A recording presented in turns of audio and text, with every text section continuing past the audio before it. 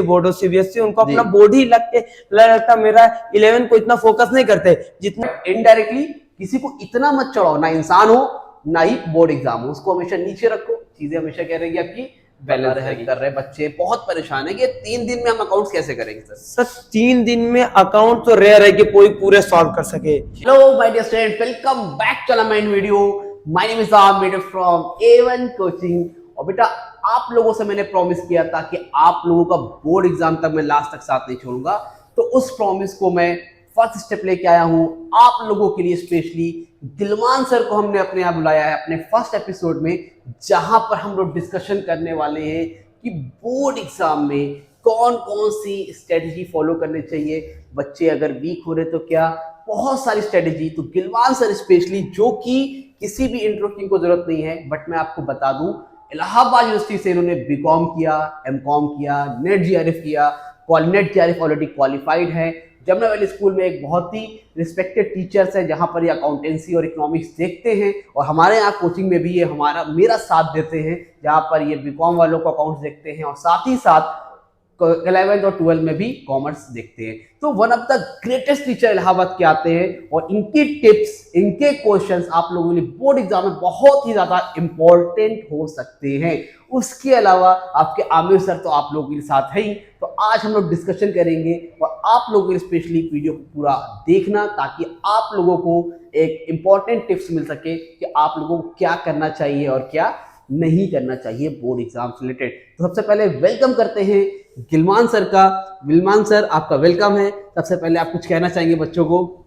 Thank you sir, आपने हमको इस अपने स्टूडियो में बुलाया है, इसके लिए आपका हम तहे दिल से शुक्रिया अदा करते हैं जो आपने हमको बुलाया। हम बच्चों को कुछ ना कुछ आए हैं तो कुछ ना कुछ टिप्स जरूर दे के जाएंगे, उनसे कैसे उनको बोर्ड स्टडी में कैसे मेहनत करनी है, क्या क्या टॉपिक उनको कवर करना है, किस हिसाब से उनको अपने पढ़ाई पे फोकस करना है, सारी हम आपको डिटेल में सारी बातें कुछ ना कुछ जितना हमसे हो सकेगा उतना आपको हम डिटेल बताते हैं। चलिए ठीक है। तो गिलवान सर, कुछ क्वेश्चन है मेरे बोर्ड एग्जाम से, मैंने कमेंट पे देखे थे बच्चों के और बहुत से इंस्टा पे देखे थे, तो उन्हीं क्वेश्चन का मैंने कुछ मेन क्वेश्चन मिक्सचर निकाला है, और उसी पे आज हम लोग डिस्कशन करेंगे। आपसे कुछ क्वेश्चन पूछूंगा जो मेरे नहीं है, ये बच्चों के क्वेश्चंस हैं जो कि उन्होंने मुझसे पर्सनली पूछे, कुछ ने व्हाट्सएप पे पूछे, कुछ ने इंस्टा पे पूछे, तो उन्हीं के मैं क्वेश्चन क्वेरी लेके आया हूँ कि भाई अगर ऐसा होता है तो उनको कैसे हैंडल करना चाहिए। तो सबसे जो मेरा फर्स्ट क्वेश्चन है आपसे, पहला जो क्वेश्चन है सर वो आपसे वो ये है कि बोर्ड एग्जाम स्टूडेंट के लिए इतना स्ट्रेसफुल क्यों होते हैं? सबसे पहले ये मेरा पर्सनल क्वेश्चन है सर कि ये बच्चे इतना स्ट्रेसफुल क्यों? सर बोर्ड का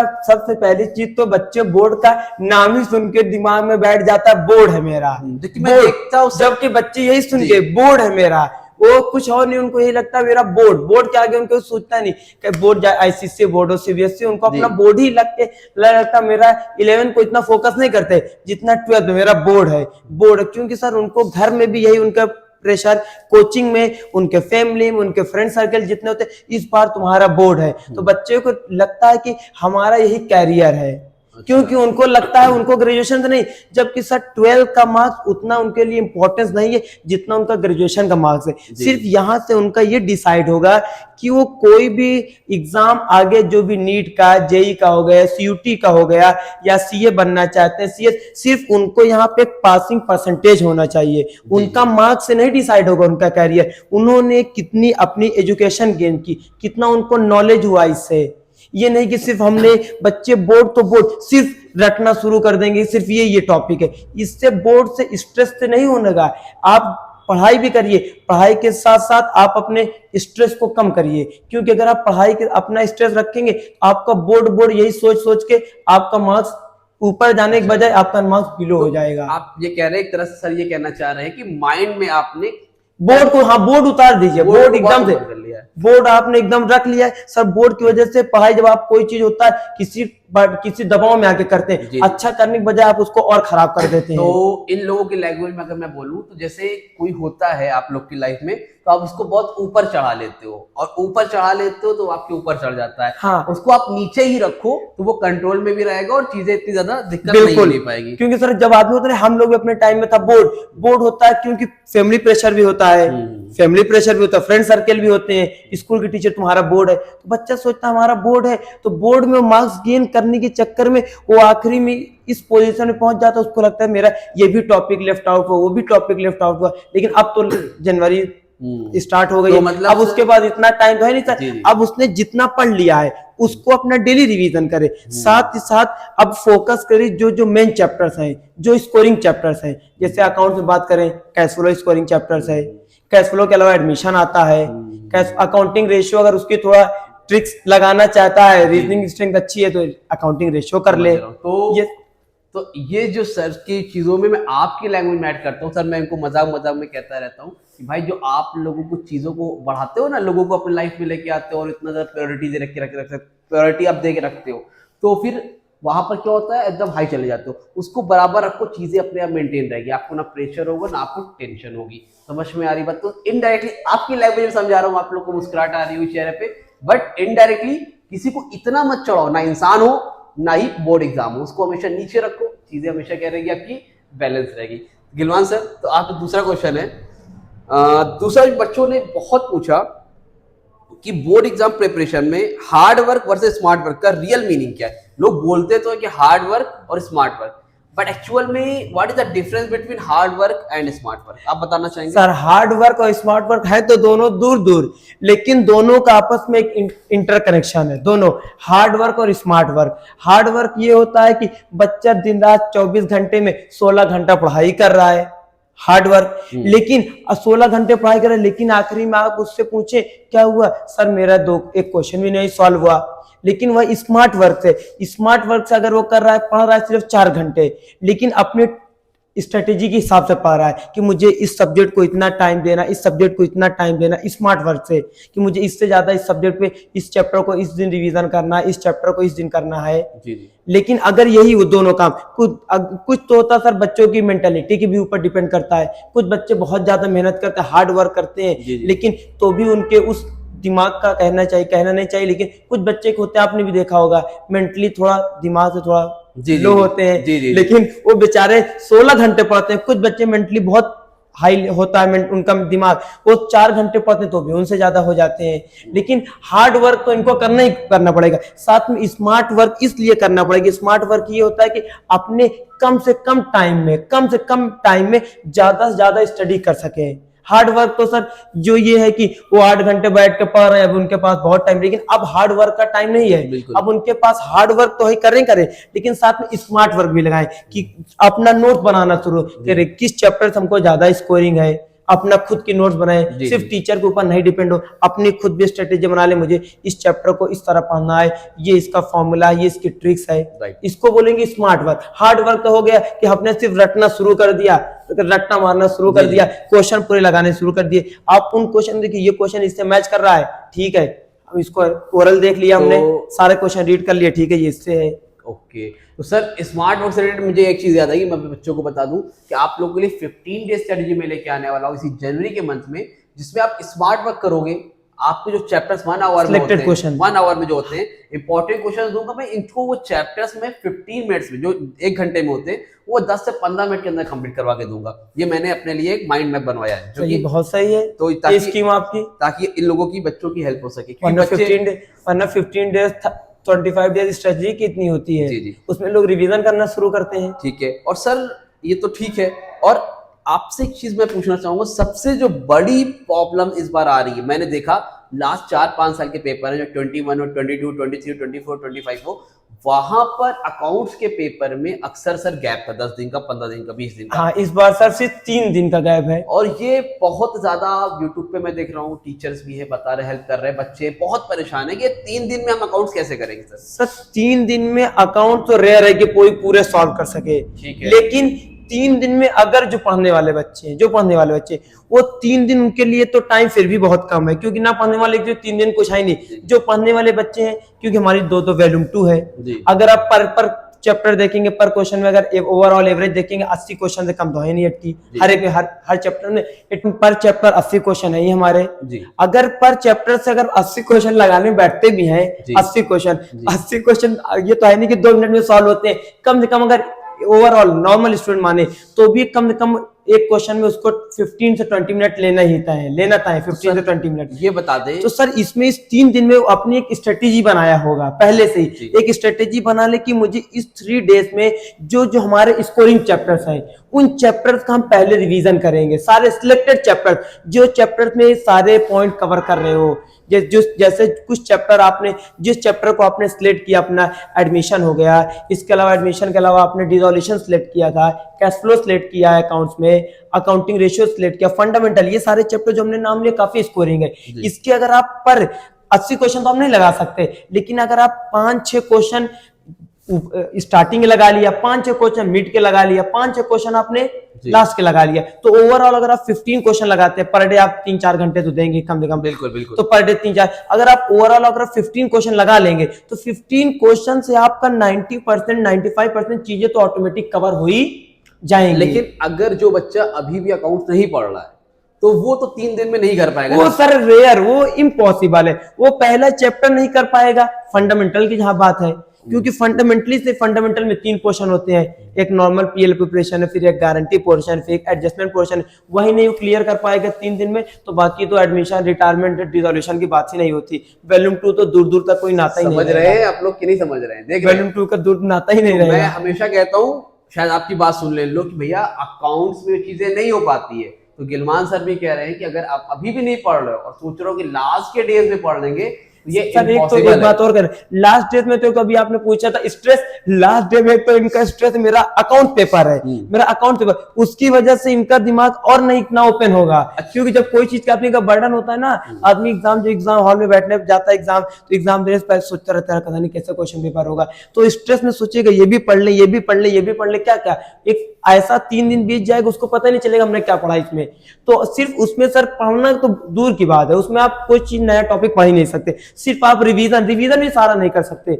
वही आप अपने से पहले की स्ट्रेटेजी बना लीजिए, एक नोट्स बना लीजिए कि मुझे इस 3 डेज गैप में ये चैप्टर अच्छे से रिवीजन करने, ये मेरा वीक पॉइंट है, ये हमारा वीक पॉइंट, इस पॉइंट को, जैसे कैश फ्लो में हो गया, हमारे प्रोविजन फॉर डिप्रिसिएशन में दिक्कत होती है, नेट प्रॉफिट बिफोर टैक्स निकालने में दिक्कत होती है, ये सारे पॉइंट्स आप अपना रिवीजन करिए उस टाइम में। फंडामेंटल में आपने गारंटी पोर्शन कैसे होता है, गारंटी पोर्शन करने के लिए, एडजस्टमेंट करने के लिए आप टाइम निकाल दीजिए। बाकी कब पीएल अकाउंट बनाना पड़ सकता है, ये सारी सिचुएशन आप देख सकते हैं। बिल्कुल, और आई थिंक आप लोग को चीजें समझ में आ रही होगी। अच्छा सर, इस बार मेंटली भी डिस्टर्ब रहेगा क्योंकि अकाउंट का पेपर हमेशा लास्ट में था। हाँ। इस बार अगर किसी का अकाउंट्स का पेपर खराब हो जाता है तो फिर उसके ऊपर प्रेशर हो जाएगा कि उसको कॉमर्स इकोनॉमिक्स पास करना है, अगर बेस्ट 4 निकालना है तो अकाउंट्स में फेल, अब ये हो जाएगा ये सेमीफाइनल हमारा फाइनल, हर मैच में करो या मरो की स्थिति हो जाएगी। ऐसे अकाउंट लास्ट होता था, बच्चे कर लेते थे कॉमर्स इकोनॉमिक्स, अब फिर अकाउंट्स पहले कर दिया है। इस बार इकोनॉमिक्स पीछे ले गया, इकोनॉमिक्स पीछे ले गया। अगर सर इकोनॉमिक्स में देखा जाए सही से, अगर हिंदी हटा देते हैं बच्चे, क्योंकि नॉर्मली हिंदी कोई पढ़ता वढ़ता है नहीं जी नॉर्मली, क्योंकि बच्चे कहते हैं मेरा है ये हिंदी कहाँ कोई, तो अगर ओवर उस केस में शायद 21-22 डेज का टाइम है। मेरा ये कहना सर, क्या उसमें मेंटली प्रेशर पड़े अगर बच्चे का अकाउंट का पेपर खराब हो? सर अब अगर अकाउंट के पेपर बच्चे खराब हो गए, अकाउंट सर कई रीजन है, अकाउंट खराब होकर कोई बच्चा पढ़ लिया, आप पैटर्न देखिए ना एससी बोर्ड का कितना पैटर्न चेंज कर दिया। 2019 तक 20 तक आप पैटर्न देखते थे, कोई बच्चा होता था अगर 15 डेज भी पढ़ लेता था 2-3 चैप्टर, उसके टीचर कहते थे बेटा आप कर लो, इससे मार्किंग मिल जाएगी। अब तो पैटर्न ऐसा हो गया, क्वेश्चन ही नहीं स्टार्ट कर पाएगा वो, क्वेश्चन देख के यार एडमिशन का है, इसमें क्या बोल रहा है, शेयर का है, इसमें तो एंट्री बन के आई है, उसमें मिसिंग देगा, क्या फील करेगा उसकी जगह। तो अब सर अगर वो उसका अकाउंट हो, किसी ने खुदा ना खासा खराब हो जाता है अकाउंट का पेपर, तो अब उसके लिए इकोनॉमिक्स करो या मरो है।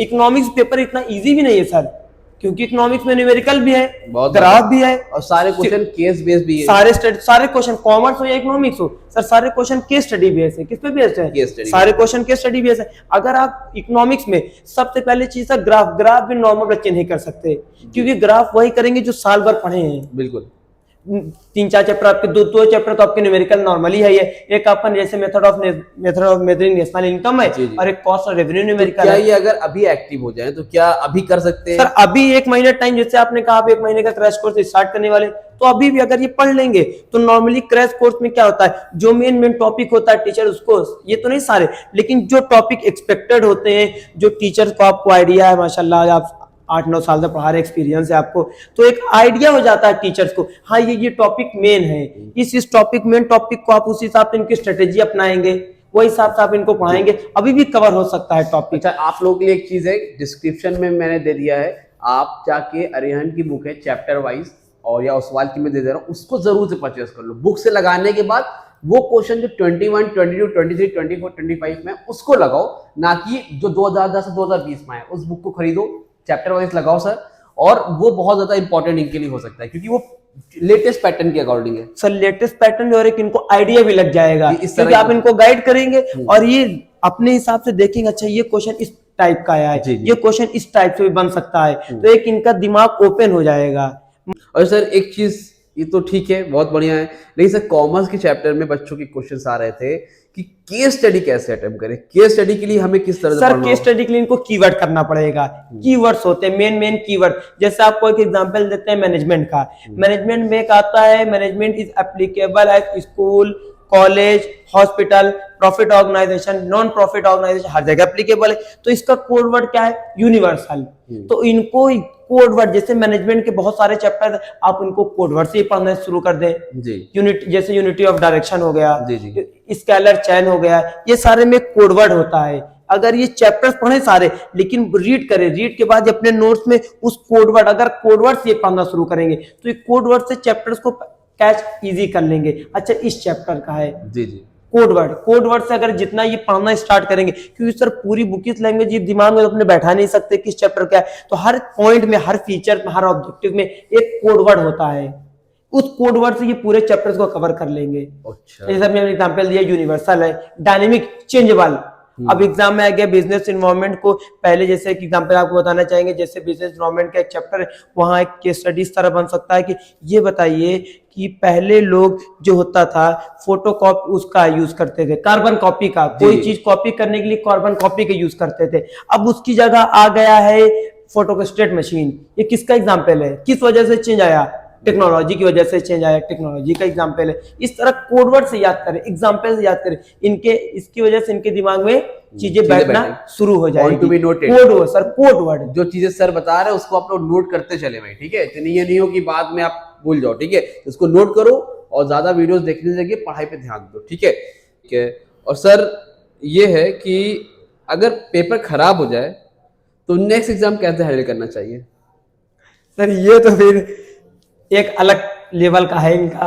अब पेपर अगर खराब हो गया, फॉर एग्जाम्पल अगर अकाउंट पेपर गया, तभी भी इनके पास ऑप्शन है, क्योंकि टॉप 4 आईसीएसई बोर्ड लेता है, अगर आईसीएसई बोर्ड में टॉप 4 लेकिन अब तो आईसीएसई बोर्ड ने भी एक री एग्जाम का ऑप्शन निकाल दिया है, दोबारा री एग्जाम कंडक्ट कराता है, after 2 month 3 month exam conduct कराता है, लेकिन उसमें इनको उस हिसाब से, क्योंकि अगर पहली बार एग्जाम खराब हो गया तो अब इनका वही वाला जो पहला क्वेश्चन आपने बर्डन, अभी तक बोर्ड का बर्डन था, अब इनके पास बर्डन ये आ जाएगा, इनके माइंड पे चढ़ जाएगा कि मेरा एक साल वेस्ट हो जाएगा।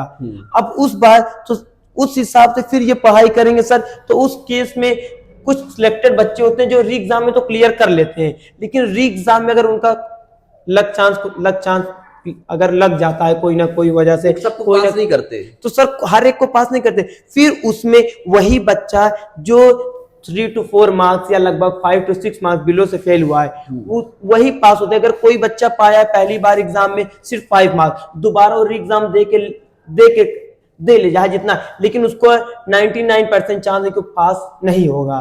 लेकिन अगर पहली बार फॉर एग्जांपल पाया 30 मार्क्स, तो लगभग 5-6 मार्क्स अगर फेल भी हो रहा है, दोबारा और एग्जाम देता है तो दोबारा, लेकिन जैसे ही उसको लग जाए कि हमारा ये दो पेपर तो अकाउंट को तो खराब हुआ ही, फिर कोई दूसरा पेपर खराब हो गया, तुरंत पढ़ाई में तुरंत उसको लग जाना चाहिए, क्योंकि दोबारा अगर आप पढ़ाई में नहीं लगोगे फिर आपके साथ वही हादसा होने वाला है जो इसके पहले हुआ था। क्योंकि आपके पास जब 1 साल था, आपने पढ़ाई नहीं की, तब 2 महीने आप सोचे कि चलो अभी रिजल्ट आ जाए, रिजल्ट का वेट कर रहे हैं। मैं समझाता हूँ कि आपके साथ जब हादसा हो जाए एक बार तो समझ में आ जाना चाहिए, लेकिन आपको एक बार में हादसा होता है तो समझ में नहीं आता, दोबारा आदत बन चुकी है हादसा बनाने की, तो हादसे से बचना चाहिए और उसको इग्नोर करना चाहिए और चीजों को छोड़ के आगे की तरफ मूव ऑन करके आगे की तरफ ध्यान देना चाहिए। समझ में आ रही बात? तो सबसे बड़ी चीज, आगे बढ़ो, मूव ऑन करो और नेक्स्ट पेपर की तरफ ध्यान दो। मैं दोनों तरफ से बता रहा हूँ, मूव ऑन करो, समझ रहे हो? तो मुस्कुराहट आ रही हो चेहरे पे, लेकिन यही रियलिटी है सर। एक सबसे बड़ी चीज सर, लोग अपने आप को एकदम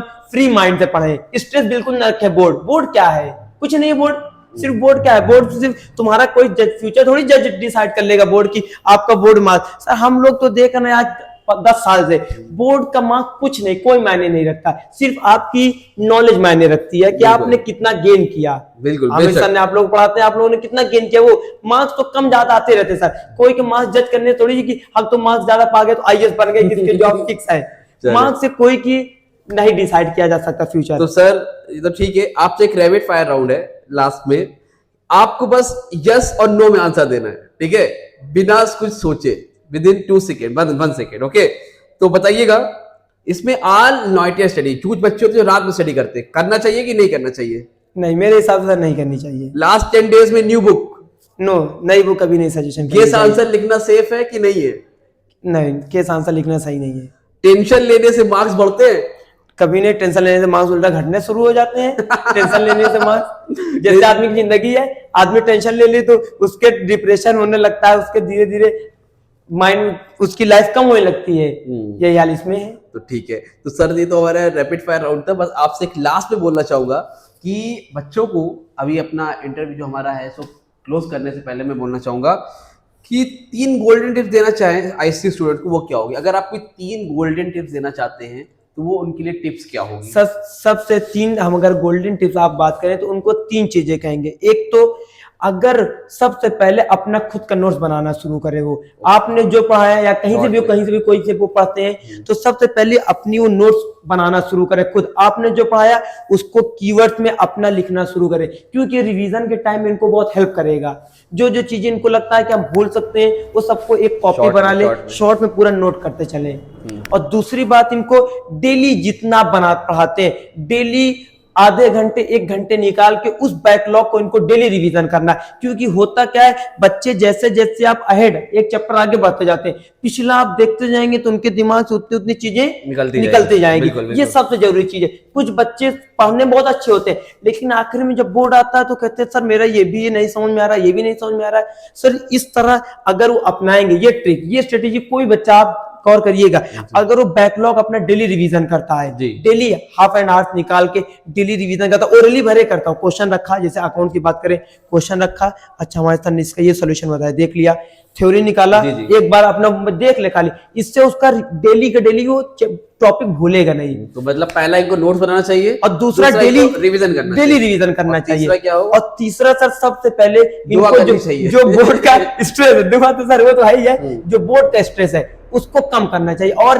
एक खास बात और, इसी स्ट्रेस को कम करना चाहिए। इस स्ट्रेस को कम करने के लिए इनको साथ में सबसे पहली चीज, दुनिया के जितने भी है, अब तो आखिरी टाइम आ गया, 1 महीना 1.5 महीना, अब इनको जितनी भी अपनी खुराफात की लाइफ में, जितने भी खुराफात हम बोल रहे हैं, जितनी भी इंगेज है कहीं पे भी अपना इधर उधर, उन सबको छोड़कर सिर्फ अपनी पढ़ाई पे फोकस करें। क्योंकि ये इस समय मैं यहाँ पर एक चीज ऐड ऑन करना चाहूंगा कि सर का कहने का मतलब ये है कि आप लोग जो अपने वाले में बिजी हो, भाई ये मेरा वाला मेरी वाली, उसको थोड़ा सा भैया 2 महीने के लिए इग्नोर करो और बोर्ड पे फोकस करो। क्योंकि भाई 12th पे हो गए हो, बड़े हो गए हो और बहुत ज्यादा आगे निकल जाते हो, 10th में भाई हो गया तो 12th में क्या है, तो उसको थोड़ा इग्नोर करो, चलो फोकस करो, अपने करियर पे ध्यान दो, फिर 2 महीने बाद बातचीत चलती रहेगी। यही कहना चाह रहे हैं सर? एकदम। क्योंकि यहाँ पे आके लोग लगता है यार अभी तो हमारा बॉडी है, अभी तो 2 महीने टाइम, अभी 1.5 महीना टाइम है, इस तरह करके आखिरी में उनके पास बोर्ड आ जाएगा, उनको लगेगा यार हमने अपना सारा टाइम, एनालाइज बाद में करते हैं बहुत देर में, जब बहुत लेट हो चुके तो एनालाइज करते हैं यार हमने तो अपना सारा टाइम इधर उधर की बातों में वेस्ट कर दिया। वो चीजें देर से समझ में आती भैया, देर से समझ में आएगी तो देर बहुत ज्यादा लग जाएगी। आज समझ लोगे 18 के 19 के 20 के होगे, समझोगे तो 25 तक करियर सेट कर। लेकिन अगर इनको एक लास्ट बात, अगर इनको अच्छे मार्क्स गेन करने तो रिवीजन वाली स्ट्रेटेजी अपनानी पड़ेगी। रिवीजन नहीं करोगे? रिवीजन सर, क्योंकि आप भी देखते हैं, आप भी पढ़ाते हैं, बच्चे डेली उस टॉपिक को क्या होता है, अगर नहीं पढ़ेंगे सब अकाउंट के बारे में ओमिट भूल गए। बिल्कुल। तो ठीक है sir, thank you so much sir, आपका टाइम देने के लिए, और आप लोग भी अच्छे स्टडी करते रहो। आप लोगों के लिए न्यू चीजें मैं लाता रहूंगा, और तब तक लिए